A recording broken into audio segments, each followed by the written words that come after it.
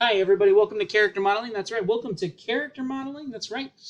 Week 9. We're in the final 3 weeks. Really excited. And this week, it's going to get a little bit interesting because we're going to get into skinning. And skinning is really cool because we're going to skin the model to the rig. And this is how you're able to manipulate the rig so you can move your model. And that's what's really cool, like moving a puppet.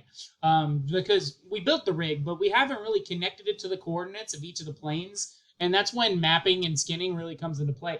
And that's what we're really going to focus on this week. So we're going to finish our rigs, we're going to start our mapping, and it's going to be really cool. So let's get into it. So yeah, skinning is pretty much just the overall process of just skinning the model to the rig. And so that way you can actually create controllers to move all of the animations and or move the model. So you can build animations from those controllers. And 3ds Max allows that. So it's definitely the next step after rigging, and it's the process of attaching the mesh of a 3D model to the virtual skeleton or the rig, so that when we move the rig of a character, the skin's going to move with the rig.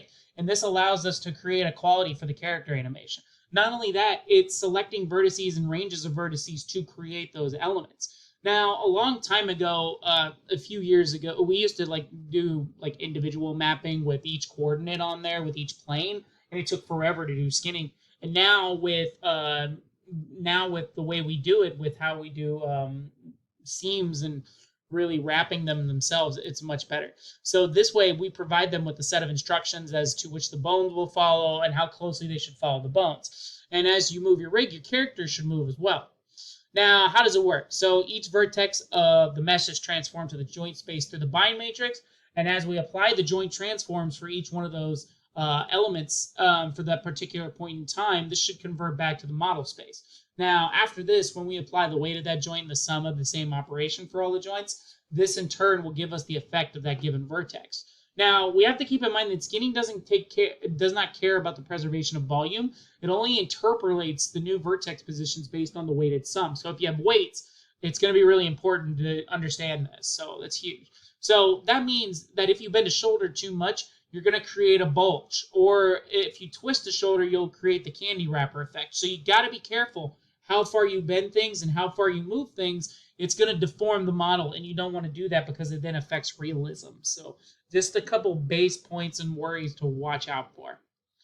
Other than that, that's pretty much it. That's all I got this week. So let's go over your assignments real quick and your due dates, and we'll go from there. So yeah, let's do that. So yeah. Those are all my videos. Sweet. So yeah, this week you have a discussion on body language. So for your initial post, what I would like to do is, so we communicate more visually than people realize. Take the example of road rage, for instance. Do you find it easier to be angry at the person when you're in a car? Most people tend to have shorter fuses. So if you have to think about this, you got to think about the last time you collided with someone on the street or in a shopping mall. Chances are fairly good that the only thing that happened when face-to-face presence, another one involved, was like a silly chuckle or a casual apology. In most cases, the other party probably responded with something along the lines of, "Oh, it's all right, don't worry about it," and you both went on your way, no worse, no fear, because they didn't say anything, but their visuals explained it, like their body language explained it. So what I would like you to do is, because the importance of body language transfers visual communication, I would like you to do an internet search and find two images, one person, one showing a person or a character presenting us with some pretty straightforward body language. So you can use like a 3D character or an animated character or a regular person, but I'd like to see one image of someone that's like really straightforward, easy to understand body language. Then I would like you to choose a second image where of the same person or character. If you want to use a different person, that's fine. I don't mind that. But I would like you to find an image where it's not straightforward. And I would like you to, for each image, I would like you to label at least which one is straightforward and which one is not straightforward in understanding their body language. And I would like you to give at least 1 to 2 sentences for each image as to why you think it's straightforward or it's not straightforward. Just that simple. And then for your 2 reply posts, again, always do 2 reply posts. See if you agree with that person, disagree with that person on which they believe is straightforward and which they believe is not. That would be good. Please give reasons in detail and examples to understand your opinions, and that would be great. So I look for at least 2 to 3 paragraphs per post. Don't worry about the initial post. It's just asking for a couple sentences for each image, so I'm fine with that. So, but for your second post, your two other posts, I'd like to see at least 2 paragraphs would be great. So that's your discussion. Sweet.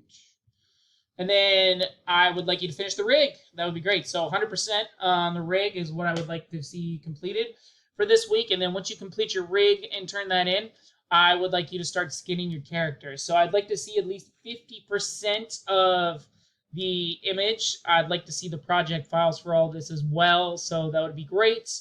That'd be good. Also, I'd like to see the character at least 50% skin. That would be great. Either the upper body, the lower body, doesn't matter how you want to do it, but at least 50% of the character skinned to this point. Once I take a look at your project file, it'll tell me how far it's skinned or not, so that'll really help me out. All right, cool. Other than that, that's all I got. Just be safe, have fun, enjoy. Just make sure you got a lot of assignments coming in because you're finishing one part and starting another part, so keep that in mind.